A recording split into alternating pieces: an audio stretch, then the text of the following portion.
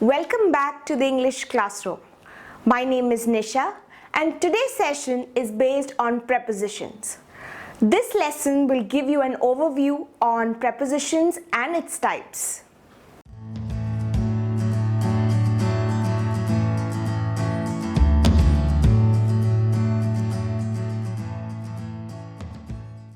Hope you're enjoying all the sessions. If you are, do not forget to like, share and subscribe. Click the bell icon to get notifications whenever a new video is uploaded.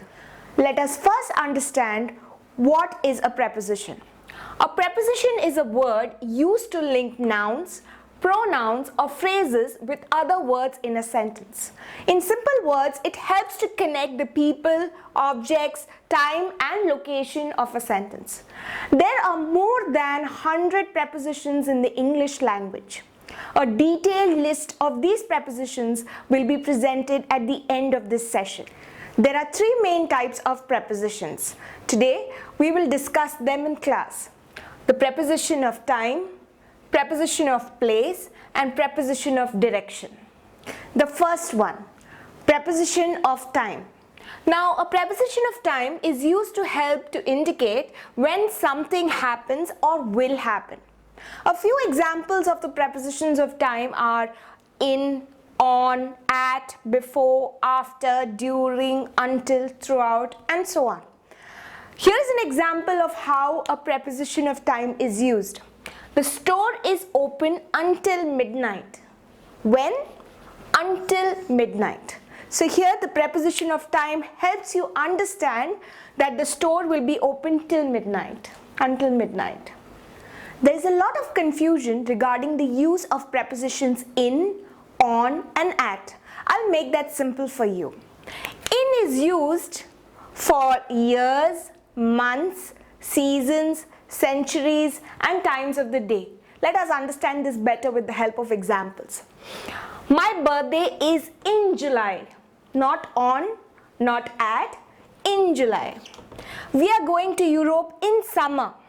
Again, seasons, you use in. I like to read the paper in the morning. He was the ruler in the 19th century. So you see, in all these cases, years, months, seasons, centuries and times of the day, we use in. The next one, on. The use of on is narrower than the use of in. By that I mean, you use on in case of specific dates, days, holidays or special days. Now let us understand this with the help of examples. I will meet him on Monday. So days of the week always take on. Christmas is on 25th December. Christmas is a special day, isn't it? So it is on 25th December. I will see you on my birthday. Again, special day, birthday. You will not say I will see you in my birthday. You will say I will see you on my birthday. The use of the preposition at. Now, at is used for more specific purposes, to show a specific time or a specific clock time. For example, I will meet you at 7 p.m. So here we are talking about a particular time and therefore we use at. We also use at for exceptions such as at night, at noon, at sunrise, at midnight. So here's an example of the use. She stepped out of the house at midnight. Not in midnight, it's always at midnight. The preposition of place. Now the preposition of place is used to indicate position.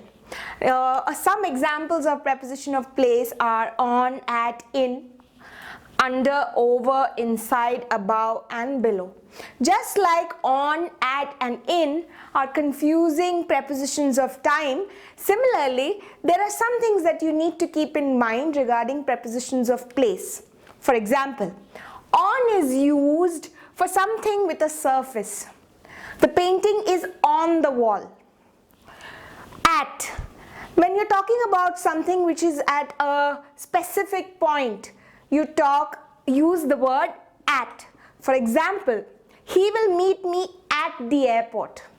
Not in the airport, at the airport. Now, in. In is used in case of places which are confined to boundaries. For example, garden, park, there are all boundaries for these areas. Fridge, again confined space. The children are playing in the park. Now, these are how prepositions of place are used. Some other examples are under, over, inside, above and below. The preposition of direction. Now, the preposition of direction shows how something moves from one place to another, where to go, and answers questions like where to go, where to put something. For example, to, through, across, off, down, into. These are all examples of prepositions of direction. Let us use them in sentences. We went to London. Where did we go? We went to London. Jack went up the hill. Jill came tumbling down after. So here, up tells us where he went. Jack went up the hill. And similarly, Jill came tumbling down after. Down here is the preposition of direction. Here is a list of prepositions for your reference.